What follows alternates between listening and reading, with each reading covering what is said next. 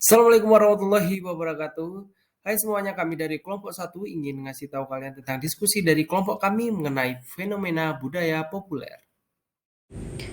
Budaya populer adalah gaya, gagasan, atau ide maupun perspektif dan sikap yang benar-benar berbeda dengan budaya arus utama mainstream atau budaya tinggi. Ciri-ciri budaya populer yang pertama ada komodifikasi, yaitu berubahnya nilai guna menjadi nilai tukar. Yang kedua ada tren, sebuah budaya yang menjadi tren dan diikuti atau disukai banyak orang berpotensi menjadi budaya populer.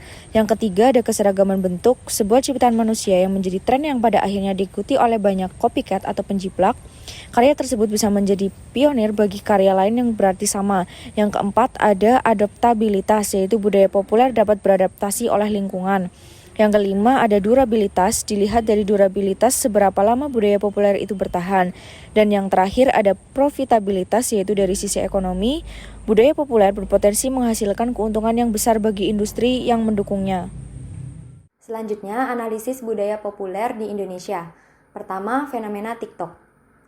TikTok merupakan platform yang memungkinkan pengguna berimajinasi dan mengekspresikan ide secara bebas dalam bentuk video pendek. Lalu video tersebut dapat dibagikan kepada seluruh pengguna TikTok di berbagai belahan dunia. TikTok resmi dirilis pada tahun 2016 dan mulai masuk ke Indonesia 2 tahun setelahnya. Namun pada awal kemunculannya, TikTok mendapatkan respon negatif karena dicap sebagai aplikasi perusak moral dan alay. Hingga pada awal tahun 2020, TikTok mulai digunakan oleh selebriti nasional, selebgram, seleb-tweet, dan juga YouTuber. Aplikasi yang dahulu dijauhi oleh publik ini pun mulai banyak diminati. Nasibnya berubah 180 derajat dari nasibnya dahulu. Tidak disangka, sensasi bermain video musik singkat itu disukai, membuat ketagihan dan menular, membuat aplikasi itu populer dan semakin eksis di kalangan pengguna media sosial di Indonesia. Banyak dari pengguna TikTok menggunakan aplikasi tersebut untuk menyalurkan minat dan bakat mereka, sehingga lama-kelamaan TikTok tidak lagi menjadi tren, tetapi berubah menjadi budaya populer.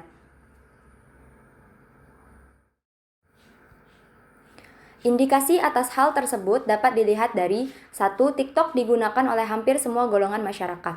Dari anak muda sampai orang tua, pekerja kantoran sampai ibu rumah tangga, tokoh politik, tokoh masyarakat, sastrawan, seniman, serta tokoh publik, videonya pernah kita lihat berseliweran di media sosial. Keberhasilan TikTok menjangkau hampir semua golongan masyarakat secara tidak langsung memberikan legitimasi sosial bahwa aplikasi itu sudah menjelma menjadi bagian dari budaya populer. 2. TikTok mampu melampaui sekat-sekat sosial budaya yang membagi masyarakat. TikTok adalah sebuah fenomena yang melampaui sekat-sekat pembatas. Tidak bisa dipungkiri bahwa mulai dari agama sampai dengan nilai tradisi dan budaya melahirkan in-group dan out-group yang membuat kita mengenal konsep kami dan mereka. Tetapi budaya populer tidak memandang itu semua. Dia justru mampu meminggirkan semua perbedaan dan diterima secara luas oleh semua golongan masyarakat. Suka atau tidak suka, begitulah TikTok sekarang. 3. TikTok bukan merupakan produk budaya yang fundamental dan penting. Kebanyakan budaya populer bukan berasal dari budaya yang fundamental dan penting, sehingga produk budaya semacam itu akan dengan mudah datang dan pergi, sama halnya dengan TikTok. E-sport merupakan sebuah singkatan dari Electronic Sport, sebuah terminologi yang menurut British E-sport Association adalah dunia kompetitif dalam sebuah game. E-sport pun sekarang sudah bisa disandingkan dengan olahraga-olahraga ternama seperti sepak bola dan bola basket yang profesional. Dunia e-sport di zaman sekarang ini sudah sangat terorganisir dengan adanya organisasi-organisasi profesional dan besar yang memiliki berbagai divisi e-sports. E-sport sendiri sebenarnya adalah kompetisi video game antara player yang telah menjadikan game sebagai profesi mereka ya, yang sesungguhnya. E-sport ini juga dikenal sebagai competitive gaming atau pro gaming. Masukan dari pemain dan tim serta output dari sistem e-sports yang dimediasi oleh antarmuka antar manusia dengan komputer atau dengan handphone. Paling umum, e-sports mengambil bentuk secara terorganisir. Kompetisi video game secara multiplayer, terutama antara pemain profesional.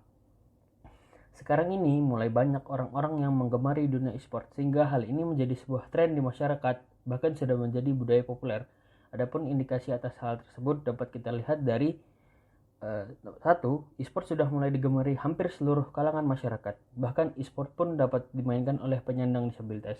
Bahkan sekarang banyak kita temui turnamen lokal yang diselenggarakan oleh beberapa pihak, seperti game yang diselenggarakan pun adalah ya seperti Mobile Legends, Free Fire, PUBG Mobile, dan juga Valorant. Ini adalah segelintir game yang sudah menjadi bagian dari masyarakat, bahkan ketika nongkrong pun sekarang orang-orang pasti ada yang bermain game. Hal-hal seperti ini yang membuat e-sport bukan lagi sekedar hobi, melainkan sudah menjadi budaya populer karena telah menjangkau semua kalangan masyarakat. Yang kedua, e-sport menjadi budaya populer karena e-sport sendiri tidak memandang kelas sosial, tidak memandang agama atau batasan-batasan lain yang membuat perbedaan antar golongan. E-sport sekarang telah menjadi budaya populer yang menepikan perbedaan-perbedaan dan telah diterima oleh kalangan masyarakat karena e-sport sekarang ini telah menyatukan orang-orang yang tidak kita kenal latar belakangnya. Terima kasih telah berpartisipasi dalam menonton video kami. Wabillahi taufiq wal hidayah. Wassalamualaikum warahmatullahi wabarakatuh.